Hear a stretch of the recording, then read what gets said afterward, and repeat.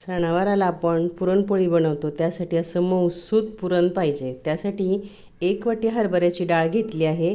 हरभऱ्याची डाळ ती स्वच्छ करून आपण गरम पाण्यामध्ये कमीत कमी अर्धा तास तरी भिजवली पाहिजे. तुमच्याकडे वेळ असेल तर तुम्ही 1 तास कडकडीत गरम पाण्यात भिजवून झाकण ठेवून द्यायचे आहे. अर्ध्या तासाने आपण पाण्यातून डाळ काढून घ्यायची आहे. डाळीच्या चौपट पाणी एका मोठ्या भांड्यामध्ये उकळायला ठेवायचं आणि ही डाळ त्यामध्ये शिजायला टाकायची. सुरुवातीला गॅस मीडियम करून ठेवायचा, म्हणजे फेस येतो आणि या फेसामध्ये डाळीवरचा कचरा माती सगळे येतं आणि काळं पाणी निघून जातं आणि आपली डाळ स्वच्छ होते. काळपटपणा, डाळीमधला माती कचरा असतो तो सगळा काढून टाकायचा आहे. नंतर 5 मिनिटांनी आपण झाकणावर पाणी ठेवत ठेवत असं मध्ये मध्ये डाळीमध्ये टाकायचं आहे, म्हणजे आपल्याला कट भरपूर मिळतो.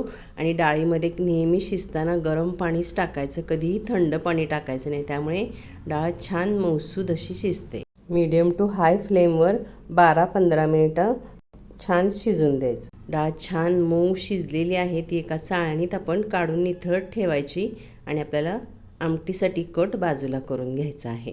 त्याच भांड्यात भांडं स्वच्छ करून त्याच भांड्यात डाळ टाकून घेतली आहे. 1 वाटी डाळ आहे, 300 ग्रॅम डाळ आहे, तर मी 250 ग्रॅम गूळ घेतलेला आहे.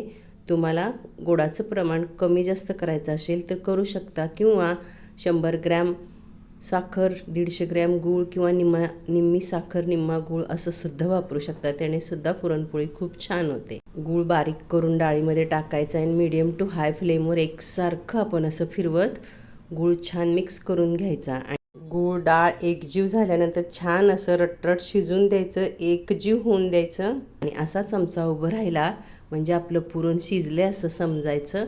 आणि पुरण यंत्रामध्ये गरम गरम पुरण टाकायचं केव्हाही, म्हणजे छान मऊसूत वाटलं जातं, शिवाय आपल्याला जडही पडत नाही. नाहीतर पुरण थंड झालं, सुकलं की खूप कठीण पडतं, ताकद लावावी लागते. अशा पद्धतीने गरम गरम पुरण आपण पुरण यंत्रामध्ये टाकून, किंवा तुम्ही जाळीमध्ये वाटत असाल तरीसुद्धा तुम्ही गरम गरम पुरणच टाकायचं आहे. जाळीमध्ये वाटत असाल तर ग्लासाने, तांब्याने ते आपण, किंवा पावभाजी स्मॅशरने स्मॅश करून घ्यायचं आहे.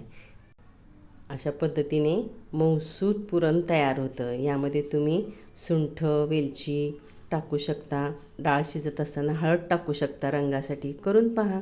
या पद्धतीने कटसुद्धा भरपूर निघतो.